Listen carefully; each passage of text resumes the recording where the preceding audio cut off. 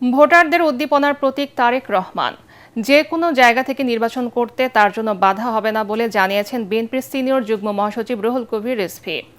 জাসাসের ৪৭তম প্রতিষ্ঠা বার্ষিকী উপলক্ষে বিএনপির প্রতিষ্ঠাতা জিয়াউর রহমানের সমাধিতে শ্রদ্ধা জানানোর পর তিনি এই কথা বলেন। রিজভী বলেন, দীর্ঘ ১৭ বছর পর দেশের মানুষ তারেক রহমানকে জাতীয় নেতা হিসেবে বরণ করে নিয়েছে।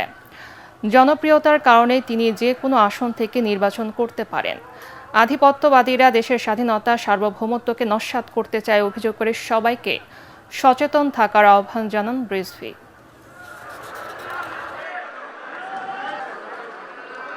ভোটারদের উদ্দীপনার একজন প্রধান প্রতীক উনি যে কোনো জায়গা থেকেই সারা বাংলাদেশই তো তার নেতৃত্ব এবং তার দেশের মানুষ তাকে একজন জাতীয় নেতা হিসেবে বরণ করেছে।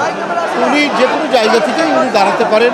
যারা তারেক রহমান যেখান থেকেই মনে করবেন সেখান থেকেই তিনি দাঁড়াবেন, কারণ তার জনপ্রিয়তা, ভোটারদের মধ্যে তার প্রতি যে আগ্রহ এবং তার প্রতি যে উচ্ছ্বাস, সুতরাং এই ক্ষেত্রে তার কোথাও থেকে দাঁড়ানো হবে না, বাধা হবে না।